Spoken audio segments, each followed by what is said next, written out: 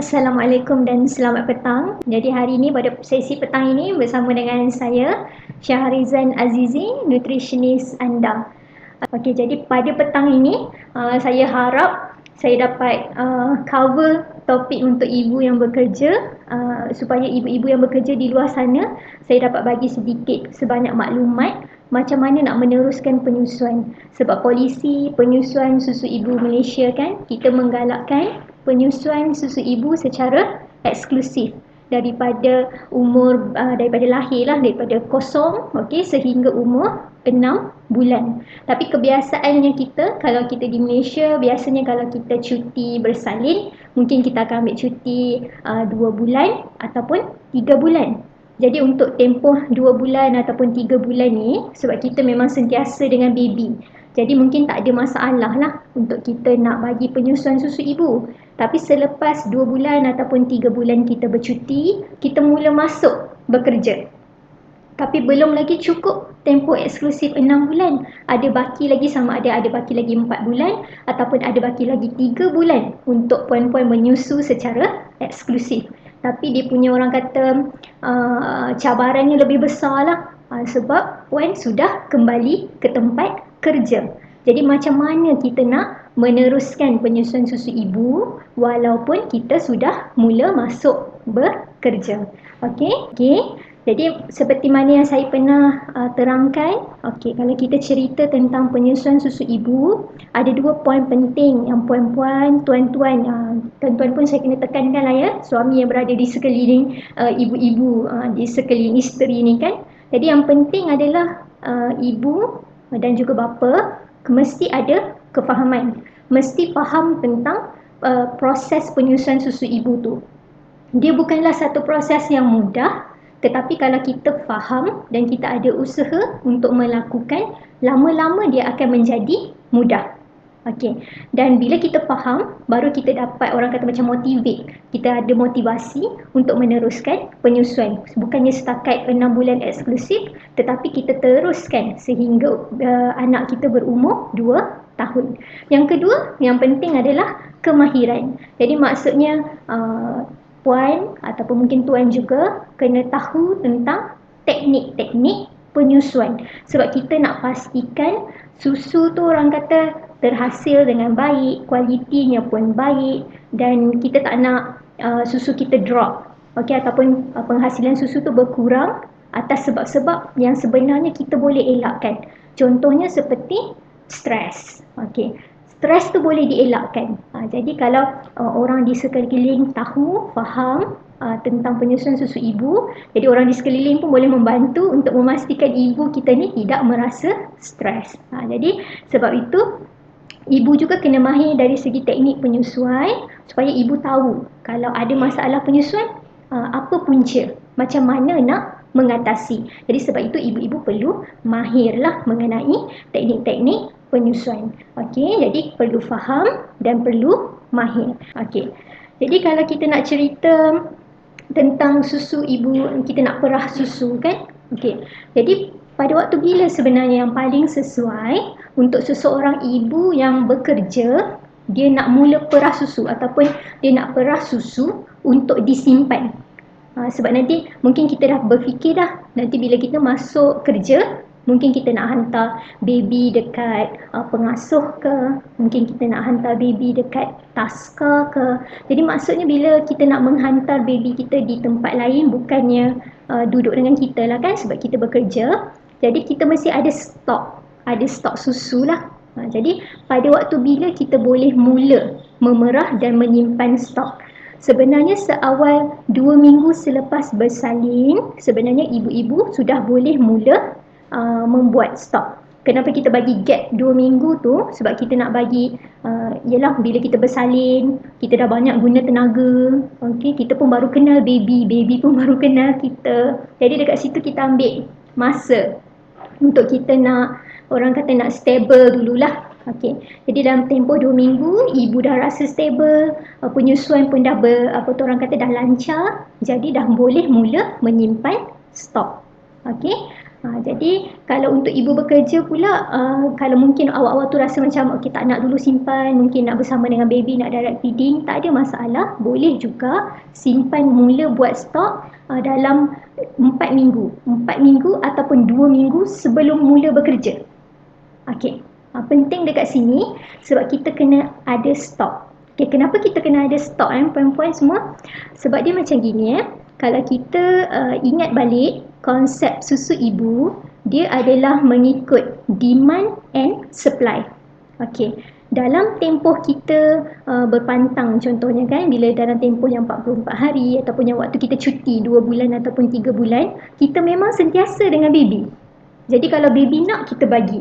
Baby tunjuk feeding cues, kita bagi. Okey, jadi bila dekat situ kita memang betul-betul mengikut kehendak baby. Okey. Jadi maksudnya kita dapat menyusukan dengan kerap. Tetapi bila puan mula masuk ke tempat kerja, puan tak dapat nak perah macam mana kekerapan baby menyusu. Jadi dekat situ demand tu akan mula menurun. Jadi bila demand menurun, sebab konsepnya adalah demand dan supply, jadi nanti penghasilan pun mula menurun. Jadi sebab tu stok tu penting lah untuk nanti lama-lama bila puan dah tahu apa tu orang kata feeding time baby semua, puan dah dapat orang kata masa ataupun teknik-teknik nak memerah tu, nak menyimpan susu tu, lama-lama dia akan makin better lah. Sebab macam saya cakap kan, susu ibu ni dia memerlukan kemahiran. Jadi kita kena bagi diri kita sendiri masa lah untuk belajar dan untuk mahir. Okey. Jadi sebelum kita nak cerita tentang nak buat stok ataupun nak perah susu, kita kena pastikan kita sudah cukup mahir tentang macam mana cara nak memastikan penghasilan susu yang berterusan lah. Kalau kita nak cerita tentang penghasilan susu, antara tipsnya adalah bila lahir ataupun di awal-awal lah kan, minggu pertama, minggu kedua, rangsangan paling penting. Bila dengan baby, pastikan baby kerap direct feeding dengan kita lah. Lagi banyak baby menghisap, lagi banyak rangsangan, lagi banyak hormon prolaktin akan terhasil. Hormon prolaktin dia menggalakkan penghasilan susu. Okey, jadi rangsangan tu perlu adalah untuk kita nak menggalakkan penghasilan susu. Kemudian kita teruskan dengan teknik-teknik penyusuan seperti penyusuan yang kerap, mengikut kehendak bayi, bila baby tunjuk feeding cues bagi susu, jangan stres. Okey, jadi bila keadaan yang macam gini, ibu rasa selesa, ibu rasa gembira, baby pun happy, hormon oksitosin akan mula banyaklah di dalam badan. Otak akan signal untuk menghasilkan hormon oksitosin. Hormon oksitosin akan membantu pengaliran susu keluar. Jadi dua hormon ni perempuan jangan lupa. Okey, penghasilan susu ibu, dua hormon ni yang memainkan peranan yang sangat penting. Jadi kalau mungkin tak dapat cash apa yang saya sebut tadi dan mungkin rasa macam nak cari maklumat lebih, boleh cari mengenai hormon prolaktin dan juga hormon oksitosin. Okey, nanti boleh cuba carilah. Okey. Jadi bila kita sudah faham, kita sudah mahir macam mana nak meneruskan, nak memastikan penghasilan susu yang berterusan. Okey, susu pun orang kata dah mula meriah, dah mula banyak.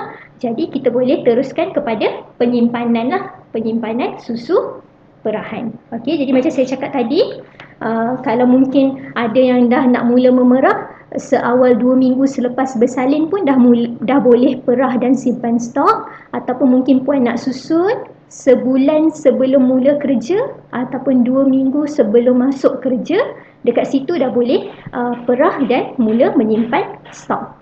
Okey, alright. Jadi kalau kita nak perah, okey, nak perah susu, jadi memang kita maklum sudahlah kan, sebelum ni pun saya ada sentuh. Yang pertama, cara memerah adalah menggunakan tangan. Jadi macam saya pernah sebut juga sebelum ni, kita sangat galakkan ibu-ibu kita mahir menggunakan tangan. Okey, kenapa? Sebab tangan ni kita tak akan tinggal di mana-mana lah. Mana-mana kita pergi, kita mesti akan bawa tangan kita. Okey, jadi itu kebaikan guna tangan. Cuma bila kita guna tangan, jangan lupa untuk kita cuci tangan dululah sebelum kita mula memerah. Okey, cara yang kedua adalah menggunakan breast pump. Okey, breast pump kalau ikut apa yang kita ada di pasaran sekarang lah kan, dia boleh jadi yang automatic. Okey, yang ada mesin macam ni. Kalau ikutkan ini untuk yang sebelah lah kan, kalau ikutkan dia ada macam-macam lagi, ada yang terus dua-dua terus boleh pasang apa tu, breast pump di dua-dua breast, ataupun mungkin yang satu lagi yang kita boleh guna yang secara manual lah, kira pasang botol dekat sini. Ini adalah yang manual. Okey, jadi untuk breast pump apa yang penting adalah mengikut keselesaan puan. Okey, untuk guna yang mana, nak guna yang automatic ataupun yang manual. Dan juga kalau boleh sebelum nak pilih jenis-jenis breast pump tu, kalau ada tempat ataupun kedai yang mungkin kita boleh cuba dulu, itu adalah lebih bagus lah. Sebab kita nak tengok saiz corong yang ni saiz corong ni yang mana yang sesuai dengan kita punya breast lah. Jadi kalau ada kedai yang boleh, ada tempat boleh cuba untuk kita cuba dulu, boleh pergi ke kedai-kedai yang macam gitulah ya, untuk kita cuba. Jadi antara dua ni, antara cara pump, breast pump ataupun cara perah guna tangan, dua-dua pun boleh. Terpulang kepada keselesaan ibu-ibu lah. Okey. Selain daripada itu, selain daripada peralatan lah kan, pump, tangan, okey. Yang penting selain daripada itu adalah kita nak simpan susu kita tu di mana. Okey. Jadi sama ada mungkin nak pilih bekas. Okey, bekas macam gini, ataupun mungkin nak guna storage bottle macam gini, contohlah okey, ataupun mungkin nak guna ziplock bag yang macam gini. Okey, yang ini pun sama, ikut orang kata ikut keselesaan ataupun macam mana yang puan jelah lebih selesa untuk nak guna di rumah, nak simpan di peti sejuk dan sebagainya lah, sebab dia akan menggunakan ruang lah. Jadi puan-puan kena tengok macam gitulah ya. Okay, jadi saya teruskan dulu mengenai perah menggunakan tangan. Jadi pastikan tangan bersih, pastikan bekas pun bersih. Okey. Jadi biasanya kita akan tadah lah susu lah kan. Okay, jadi apa-apa pun sebelum kita mulakan pemerahan, okay, apa yang penting adalah kita boleh tengok dulu kalau ada mana-mana yang macam blok ataupun yang kita rasa macam bengkak lah. Okay, jadi kemudian kita boleh buat urutan dululah. Okay. Jadi sama ada nak buat urutan ataupun kalau dengan sesi dengan sister sebelum ni kan, dengan sister Noi, ada sister ajar macam mana cara untuk buat demahan. Jadi boleh macam contohnya kita ambil kain, kita mungkin letak dalam air yang suam, kemudian kita boleh buat demahan dululah di sekitar kita punya breast. Kemudian kita boleh teruskan dengan pemerahan lah. Jadi kalau saya recap semula mengenai pemerahan, pastikan kita punya jari berada di tepi bahagian areola. Okey, di tepi bahagian areola. Areola tu adalah yang tompok hitam. Okey, jadi sebab kalau kita tengok breast, dia akan ada dua warna lah, kulit dan juga ada yang satu bahagian yang berwarna hitam sedikit. Okey, jadi letakkan jari di tepi bahagian yang hitam, jari yang lain mengampu payudara. Jadi ini adalah position untuk kita punya finger, kita punya jari lah. Okey, sebelum kita start perah, kita compress dulu kita punya tisu ataupun kita punya breast ke arah dada. Okey, press dulu ke arah dada, kemudian kita tekan, lepas, tekan, lepas. Tanpa mengangkat jari tu tadilah ya. Jadi kemudian kita akan dapat rasa lah di kawasan sini mula rasa clear ataupun dia rasa kosong. Okey, kemudian boleh repeat di bahagian-bahagian yang lain menggunakan cara yang samalah. Jangan lupa untuk compress dulu, tolak dulu payudara tu ke arah dada, baru kita tekan lepas, tekan lepas. Okey, jangan picit ataupun jangan tekan di bahagian puting, sebab kalau kita tekan dekat bahagian puting, susu tu tidak keluar. Okey, pastikan kita punya kedudukan jari berhampiran dengan areola. Sebab di situlah kita panggil sebagai kolam susu. Okey, jadi bila kita tekan di bahagian situ, dia akan ada refleks memancut. Okey, memancut di situ. Jadi boleh simpan lah. Okey. Jadi bila sudah simpan, okey. Jadi sekarang ni susu kita dalam orang kata suhu badan lah ni. Suhu badan kita. Okey, kita biarkan dia dulu untuk jadikan dia dalam suhu bilik. Kemudian bila dia dah dalam suhu bilik, dah boleh tulis lah. Okey, tulis masa kita perah, tarikh kita perah. Kalau nak hantar ke taska ataupun nak hantar dengan pengasuh, jangan lupa tulis nama baby. Nanti kan tertukar pula susu dengan baby yang lain kan. Jadi kena tulis nama baby. Jadi kalau di office ada peti sejuk, jadi yang kita simpan tadi tu boleh terus masuk dalam chiller lah. Okey. Tetapi kalau tak ada peti sejuk, macam mana nak buat? Mungkin nak beli peti sejuk sendiri, terpulang lah. Nak bawa sekali tu tak ada masalah, letak dekat tepi meja office tak ada masalah. Tapi takkan kita nak beli pula kan peti sejuk. Jadi cara lainnya adalah puan-puan boleh sediakan orang kata bag untuk breast milk lah. Okey. Kalau ikut di pasaran, kita ada macam-macam jenis bag untuk yang breastfeeding mother. Okey. Jadi yang saya tunjuk di sini adalah yang paling simple. Okey, kalau ikut dari segi harganya pun kita tak keluarkan kos yang terlalu banyak lah. Jadi pastikan bag tu adalah jenis yang dia tahan sejuk, dia tahan panas jugalah. Jadi kalau macam gini dia tahan sejuk. Dia sama juga macam beg kalau kita bawa pergi piknik, pergi mandi laut kan. Contoh kalau kat Labuan ni kan pergi piknik. Okey. Jadi apa yang kita buat adalah kita boleh simpan ice block. Okey, ice block. Ice block ni cara kita nak guna adalah kita boleh masukkan air dekat dalam ice block ni. Kemudian kita boleh sejukkan dia dekat dalam peti sejuk. Jadi kemudian dia akan sejuk lah. Okey, jadi bila dia sejuk, kita simpan dalam beg breastfeeding kita tu tadi. Jadi beg ni tadi dia akan jadi keadaan yang sejuk lah di dalam. Jadi bila kita dah perah tadi tu, kita boleh terus simpan di dalam beg ni tadilah. Okey, terpulang. Nak letak dalam sini pun boleh. Mungkin nak letak dalam botol-botol kecil macam gini pun boleh simpan di dalam. Jadi susu tu tadi dia akan jadi sejuk lah di dalam.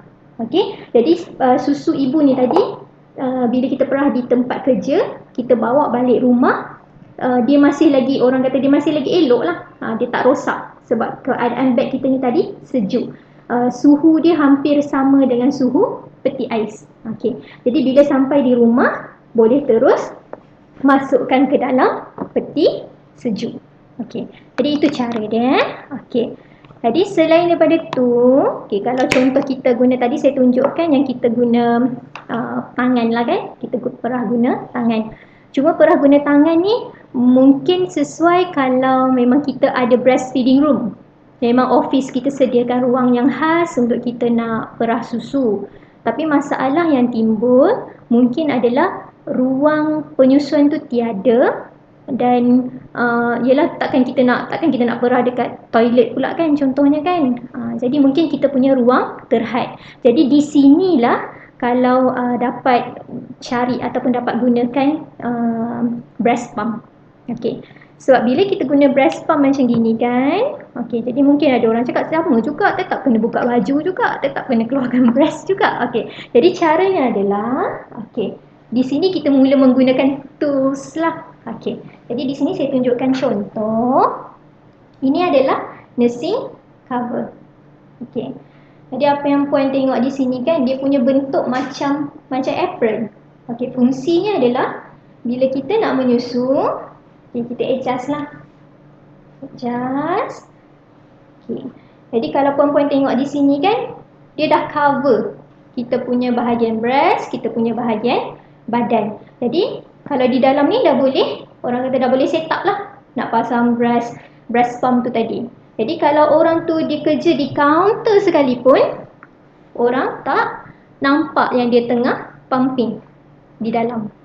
Sama juga sekarang ni kalau tengok yang Perdana Menteri yang di mana ke, menteri di mana ke negara mana tu yang waktu dia meeting kan di dalam parlimen, persidangan parlimen, dia tengah pump susu. Jadi sekarang ni pun di Malaysia pun sudah menjadi trend macam kita meeting-meeting di mana-manalah, kita tengah meeting, kita akan nampak je ada mother yang pakai nursing cover macam gini.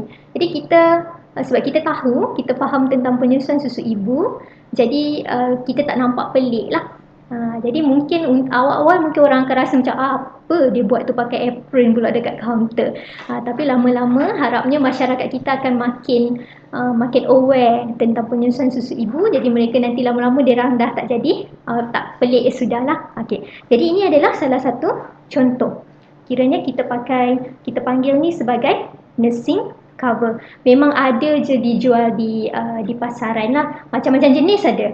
Kain lembut lah, kain macam gini lah, corak-corak. Sekarang ni macam-macam trend lah ada. Jadi itu terpulang dengan puan, macam mana puan nak pilih ikut, orang kata ikut favourite masing-masing lah. Okey, jadi ini adalah nursing cover. Jadi mungkin ada antara penonton yang rasa macam mahal lah, nak keluarkan duit nak beli nursing cover pula, nak dah apa tu, invest untuk breast pump, nursing cover lagi. Okey, jadi sekarang ni saya bagi satu lagi tips, inovasi lah ya. Maksudnya kita gunakan apa yang dah ada di rumah. Okey, jadi salah satunya lagi adalah kita boleh gunakan shawl. Saya bangun lagi okey, ini saya belajar daripada kawan saya di sini ni, staf kesihatan juga, dia yang tunjuk dengan saya. Okey, jadi kalau kita ada shawl macam gini, okey, terpulanglah nak guna shawl apa tu, pashmina ke, yang lembut lah, lembut untuk puan dan lembut untuk baby. Jadi apa yang kita buat adalah, okey, jadi dia sebenarnya macam nursing cover tu tadi. Okey, jadi yang di sebelah sini kita adjust. Kemudian kita guna brush, ikutlah nak guna sepit ke apa-apa yang boleh sepit lah di sini. Jadi kita pasang. Okey. Jadi di sini pun dia dah cover. Maksudnya tak adalah orang nampak kita tengah pump. Okey. Jadi di sini tangan dah boleh keluar untuk nak buat kerja apa-apa yang lain lah. Jadi di sini boleh pump. Jadi kalau tengok dekat sini, fungsi nursing cover ni untuk kita waktu kita pumping, satu untuk kita nak cover supaya orang tak nampak, dan sebenarnya kalau kita nak menyusu di public, jadi baby dekat dalam kan, baby tengah menyusu, apa dia nak buat dekat dalam tu, dia nak selak ke apa ke, orang tak nampak lah. Jadi tak adalah kita rasa macam segan ataupun kita rasa malu. Okay, jadi ini adalah menggunakan yang memang dah sedia ada di rumah. Selain daripada shawl, sebenarnya nak guna napkin baby pun boleh juga. Kalau jenis napkin yang mungkin yang besar sikit tu kan, pun boleh guna, tak ada masalah. Jadi benda-benda ni inovasi. Mungkin saya share hari ni, mungkin ada yang tidak tahu. Jadi lepas ni dah tahu, dah boleh, orang kata dah boleh cuba buat lah kan, dah boleh guna. Okey.